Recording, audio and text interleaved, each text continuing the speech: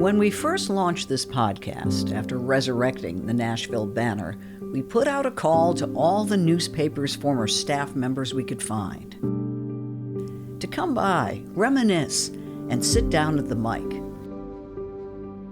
We managed to record just some of the stories of this storied institution. One of the first folks to respond to the invite was Robert Churchwell Jr. on behalf of his late father. If you don't know the name, we're about to correct that omission. I mean, Dad had to get up early morning, and at that time he didn't have a car. And so he would walk around Black Nashville gathering his stories. And so he would get his stories. His deadline was, I think, 10 o'clock, because Banner being the evening daily, he had to get his stories into the editor before it could be published. So it took a lot of fortitude to do that, a lot of discipline to do that, a lot of stick-to-itiveness to do that. I'm Robert Churchwell Jr. My dad was a reporter at the Banner, was the first African-American hired to help with the news, to produce news for the Banner. And they called him the Jackie Robinson of journalism because of being the first. In addition to a magnet school named for Mr. Churchwell, there is a newly dedicated historical marker at the site.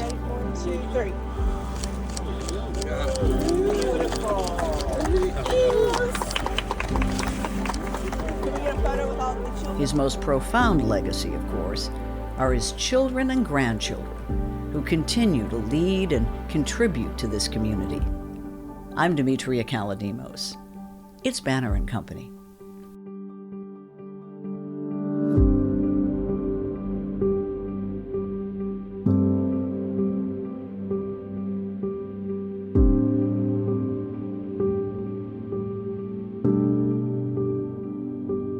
What was your dad's background education-wise?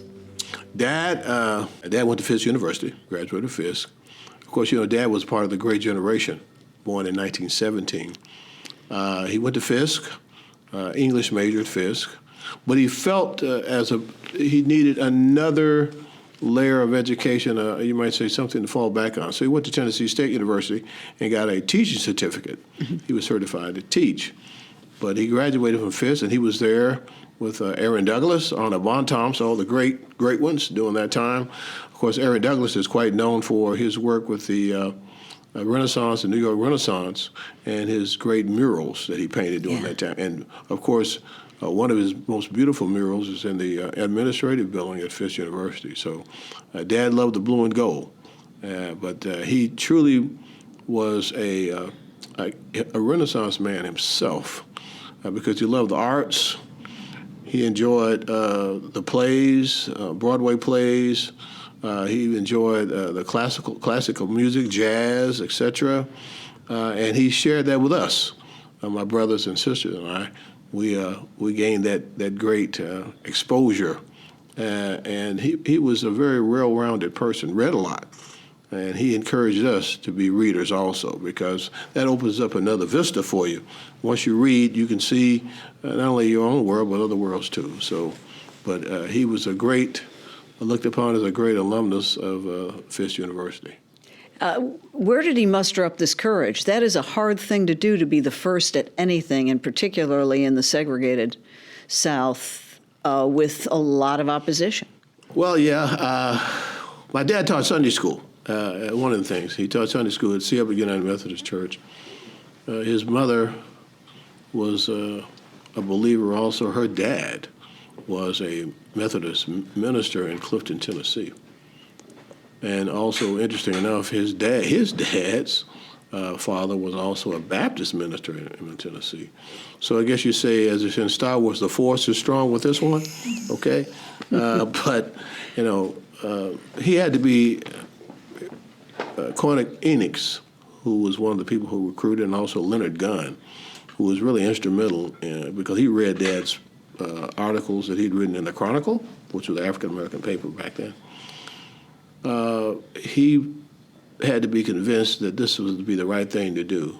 But I feel pretty sure, because he was engaged to my mom, and my mom, again, being one of his cheerleaders, and also the fact that he wanted to be able to provide for his family. So it was a two-edged sword. Not only was it an opportunity to break the color barrier, but also provide for his family too, which later on ended up with 5 kids and all the college graduates, et cetera, and doing quite well. So with that background and the impetus within himself to be successful, to have that drive and discipline enough to do what is necessary to make it in the business, because as you well know, the journalist business is not easy. And he never missed a deadline. He never missed a deadline. He always made his deadline. And he used to talk to us about that. As children, Andrea and I, of course, being the first to come along, we wondered, he had his office in the house, in our home. He first worked from his parents' home, but he believed that what he was doing was worthwhile, something that would take upon greater than he ever thought. And so, with that type of discipline, that type of mindset, that type of faith, because it takes faith to go up against opposition, and of course, quite a bit of opposition. But he, with that, and as with God, all things are possible, and he took care of what he needed to take care of. You said he covered the community. Did he have boundaries? Did they say you cannot write general news, or? He covered everything. He covered from babies being born to educational stories, covered churches. He covered elementary school, junior high school, college. Whatever took place in the African-American community, he covered. And so, no, they didn't have any boundaries on what he could do. They wanted to make sure that the African-American community was well represented in his writing.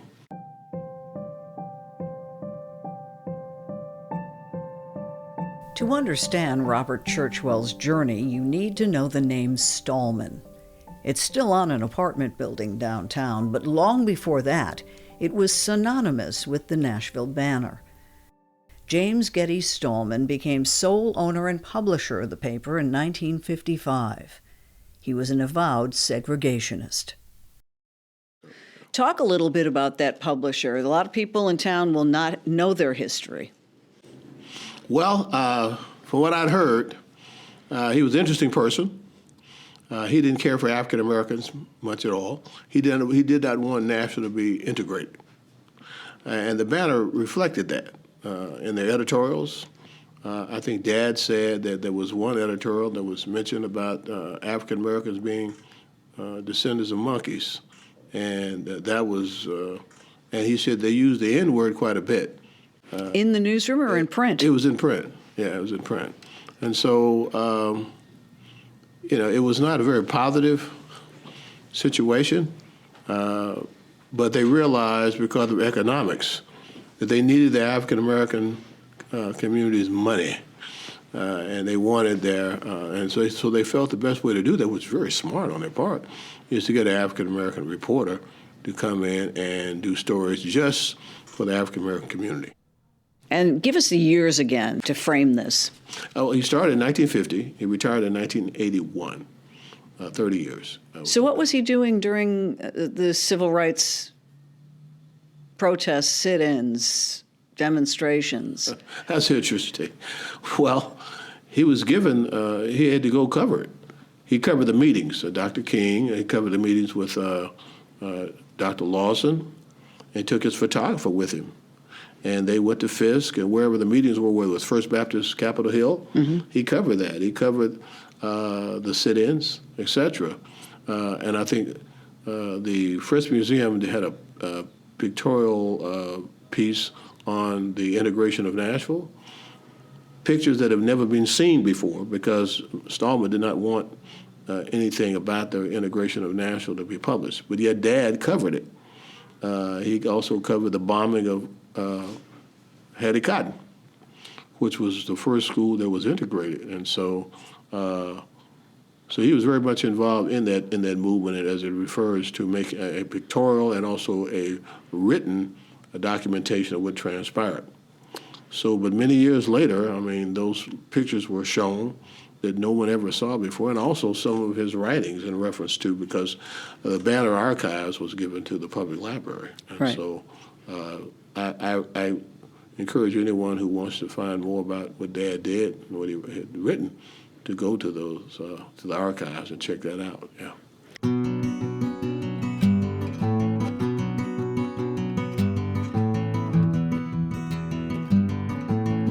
It's Banner and Company. I'm Demetria Kalodimos. We'll be right back.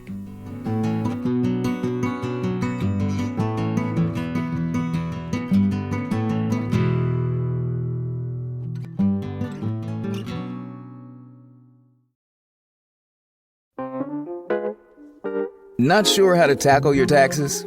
Are you sweating the small print? You may be experiencing FOMO, the fear of messing up. The answer? Using TurboTax on Intuit Credit Karma. They help you get your biggest refund, and then we help you do more with it, with a personalized plan designed to help you hit your money goals. It's time to take your taxes to the max. Start filing today in the Credit Karma app.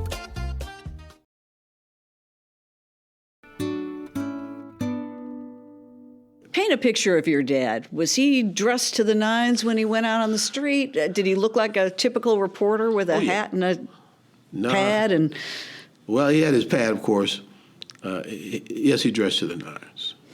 He believed in looking professional. He loved clothes, even before he became a reporter. He passed that on to us, too. Sure. But no, he believed in, if you're going to do it right.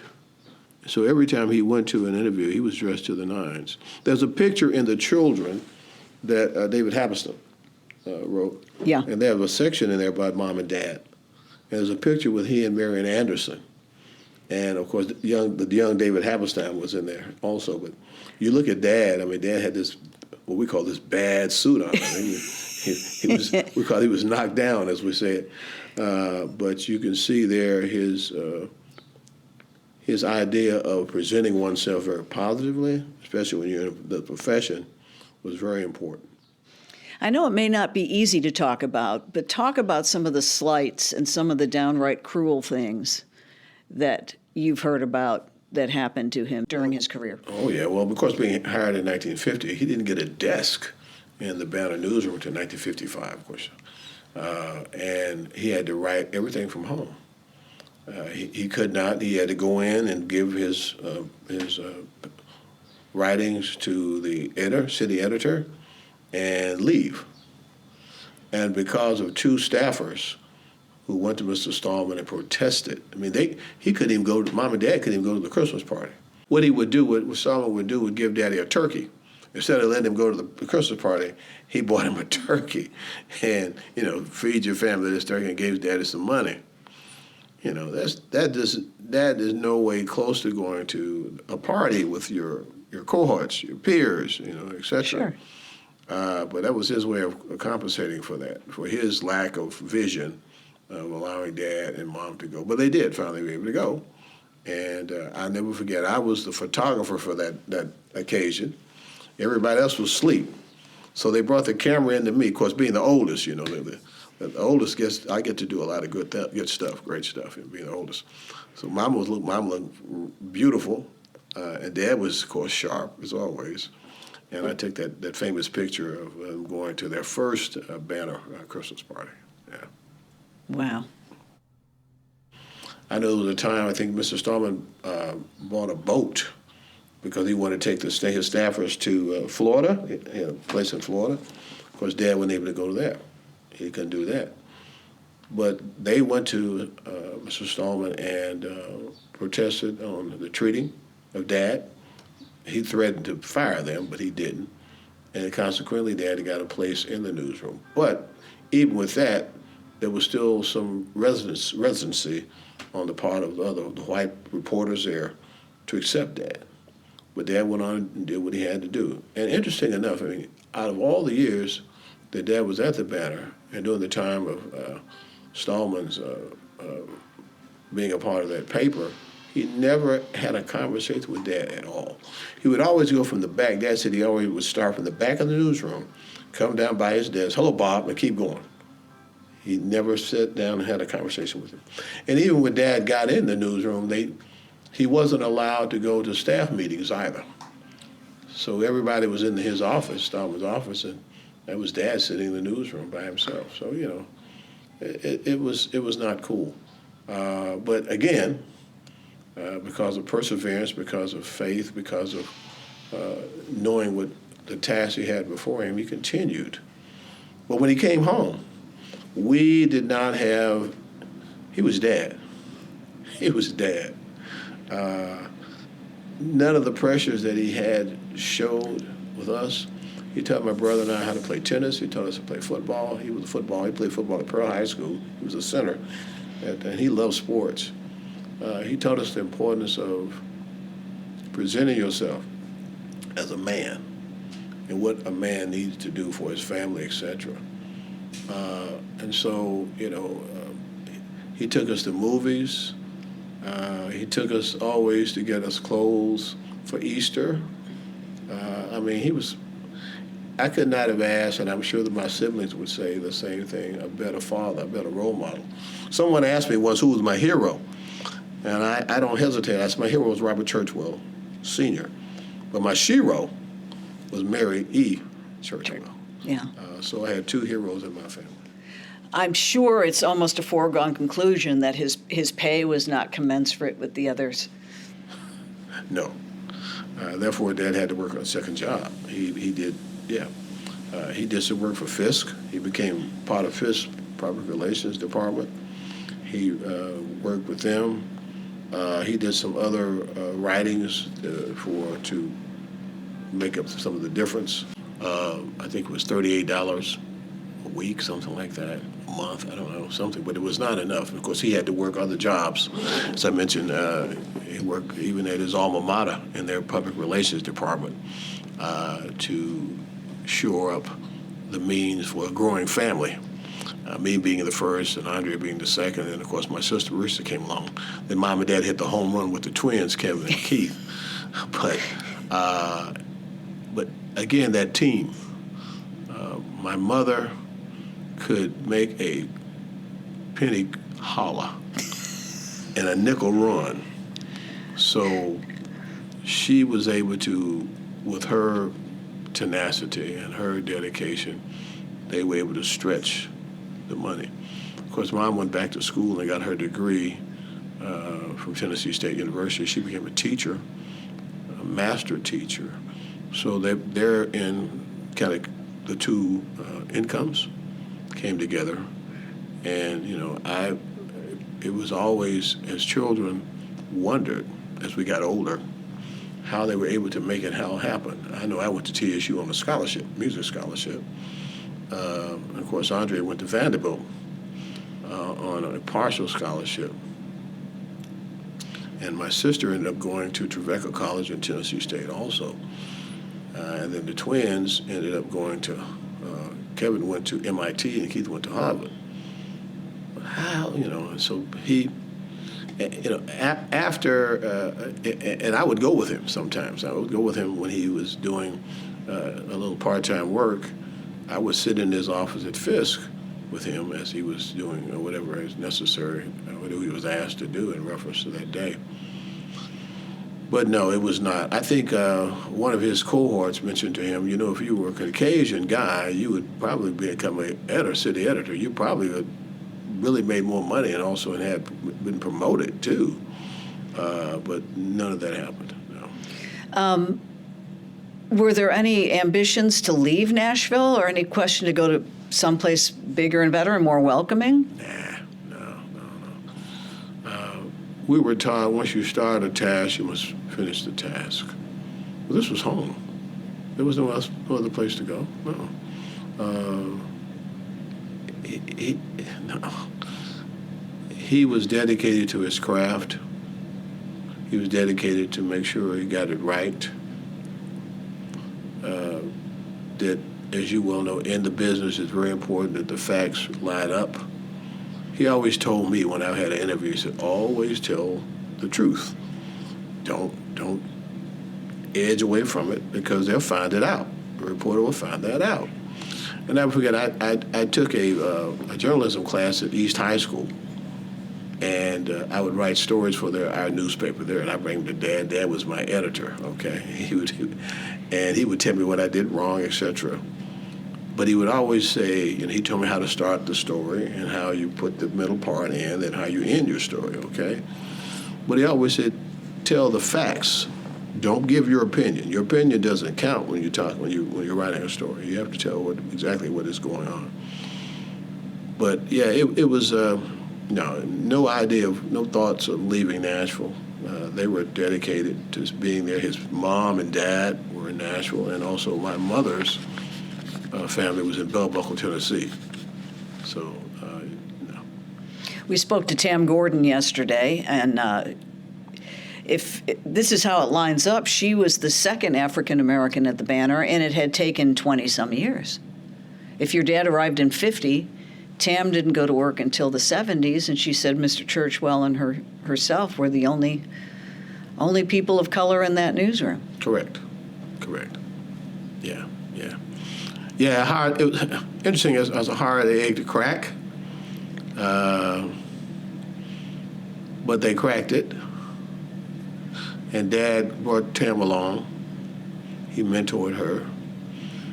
He also mentored several African Americans who came to the newsroom that went on to do great things as writers, other papers, the Washington Post being one in particular. But you have to understand that quitting was not an option, as I mentioned before, but doing your utmost best to be the best at what you're doing, and be dedicated to that. And that's one of the things that both Mom and Dad shared with us as children. One of the main meeting places for families during that time was the kitchen at dinner. And that's where you learn your morals and values as you sit around the table. You tell you what you can do, what you can't do. And Mom used to say, for much is given, much is required.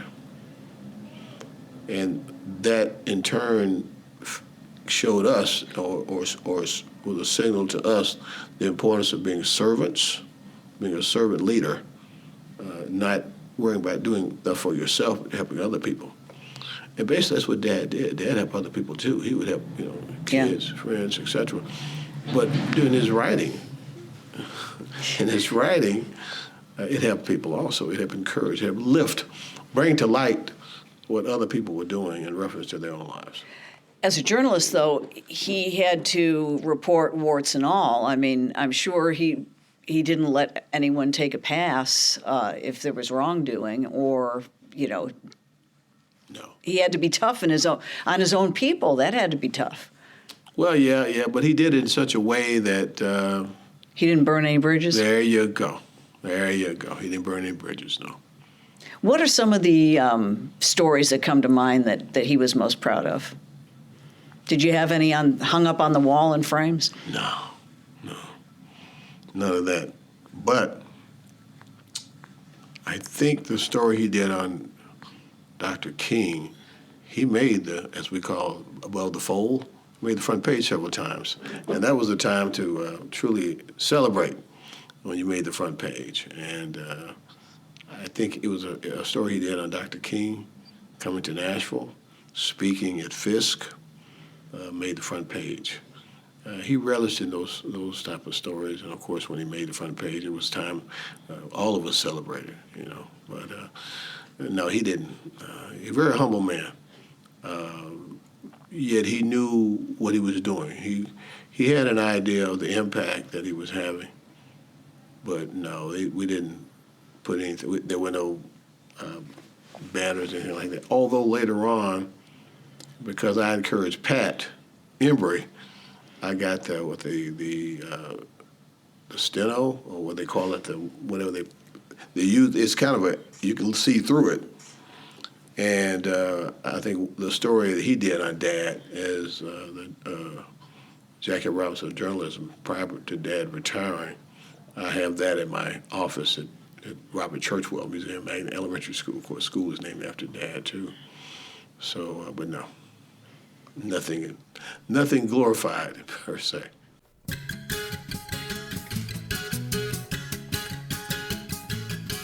It's Banner and Company, and my guest is Robert Churchwell Jr., son of the pioneering journalist Robert Churchwell, known as the Jackie Robinson of journalism.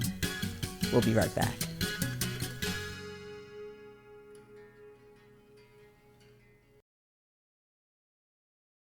Has the tradition carried on in your family? Are there other journalists in the family, or do people just want to stay away because they didn't want to look at Mount Rushmore? No, there are not other journalists. We write. He taught us how to write. And of course, Andrea has published several times in the Tennessean thing, writes writings about Dad and our family, etc. Everybody had a different calling. I was called to be a teacher, a band director, a principal. When I was 10 years old, my mother asked me one fateful Sunday, well, what do you want to do? What do you want to be? And I told her, well, Mom, I want to be because I love bands. I started playing the violin when I was in the first grade in Meigs Elementary School. And I realized that I couldn't march down the street with a violin. That wasn't going to work. That wasn't going to fly. So anyway, she asked me the question, and I told her I wanted to be a band director, I wanted to be a principal, and I wanted to be president of a university at 10 years old. And God blessed me 2 out of the 3. I became a band director and also a principal in Metro schools. I worked Metro school for 38 years before I retired as an educator. And of course, Andrea's calling was to be a MD, a physician. But this, again, giving back. You know, he wanted to be a cardiologist. What inspired him was my mother's oldest sister, Theopolis. She died of Lou Gehrig's disease. Mm-hmm. And that truly got to him, but inspired, he said, well, I could probably help someone, save someone, not necessarily from Lou Gehrig's disease, but of course from heart disease, etc. So that was his calling. My sister, she took the teacher calling. She was a great teacher too. She taught in Metro schools. She also taught in New York City, and she taught in Georgia. And the twins decided they wanted to become physicians. So that's my short stint as a journalist was in high school. Okay, that was it. But I could write news. I learned to write newsletters. But going back to the twins, of course, Kevin decided he wanted to be an intensive care pediatrician. He didn't want to be a cardiologist. Keith did want to be a cardiologist, so they pursued that. Kevin going on to Vanderbilt, to medical school, and then, of course, going on to the Children's Hospital in Boston to do his internships and residency. And Keith going on to Wash U in St. Louis. And then later on to Grady Hospital in Georgia. So we all took a different paths, different routes. The Churchwell name has been honored in a couple different ways in town, but it took quite a while, didn't it? Well, yeah, I mean, but interesting enough, Dad was recognized during the time of his writing. He won several awards. I think the Banner was the first one to receive the PTA award, the Bell Award, and that bell, doggone it, I don't know what happened to that bell. I saw it when they put it in the archives at the library. I think someone took that bell home, but he won that award for his writing, and he also was recognized by civic groups in Nashville, being the first, and the fact that he made quite a contribution to the Nashville scene, but also how he brought to light their work in Nashville too. Yeah. So, and of course he, NABJ, he's Hall of Fame there. He was the first Sigma Delta Chi, which is the journalists' organization, fraternity. Dad was the vice president of that. And that was quite an honor too for him to be able to do that. And but again, awards were quite common, and we were taught for much is given, much is required. Everything that you have, God has bestowed it upon you, and you recognize that, and so you do what you have to do. Of course, the last award that he received, we got that posthumously. Went to Indianapolis again, and they awarded him the Helen Thomas Award. Of course, you know who Helen Thomas was. Of course, yeah. And so that award was given to him. And then later on, another recent award, I guess you might say, was the fact he has a place in the African American Museum in Washington, D.C. And me and my family and my brothers and I and sister had an opportunity to go and see that. Andrea and Kevin and Keith and their wives were there at the opening. Wow. And Kevin and Gloria, my brother Kevin and Gloria Churchwell, were very instrumental in bringing that to their attention. And he loved writing. He was inspired to do that. And not only, he started writing when he went to basic training with the Army. He would complain on the treatment of African American soldiers. He wrote letters to the commanders, the generals, about the treatment of African American soldiers during World War II. And they called him in and asked him to stop. Well, you asked the wrong person to stop. He had the same fortitude as his dad, my grandfather. He didn't stop because it was true in what he was saying. You know, we see now in documentaries how true that is. Morgan Freeman, of course, brought forth here recently about the tank division that helped win World War II. African Americans, and how they were not recognized until years later when President Clinton recognized them. So, but yeah, it was interesting journey, to say the least. Was your dad overseas? Was he overseas? Oh yeah, he was in the Battle of the Bulge, and he went to the Philippines too. Yeah, I mean, again, he saw the great battles, but he was an engineer, and of course they didn't let African Americans. They felt they were inferior in reference to fighting. They thought they would run once they hear the gunshots, and it's been documented that no way, Jose. I mean, and so. He was over the engineer part. He was a staff sergeant. And so they built roads, bridges, and the main thing they had to do was look after the German prisoners. And Dad learned to speak fluent German, and he spoke fluent French, too.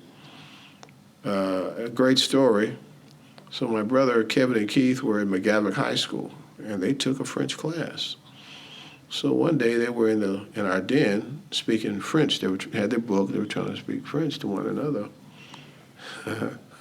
So Dad walked in, and Dad turned to Kevin and started speaking fluent French to him. Kevin said, "What?" He turned to Keith and started talking to Keith. What? And he corrected them because they were saying things. They would say some things wrong. I mean, that's the kind of amazing person my father was. Yeah.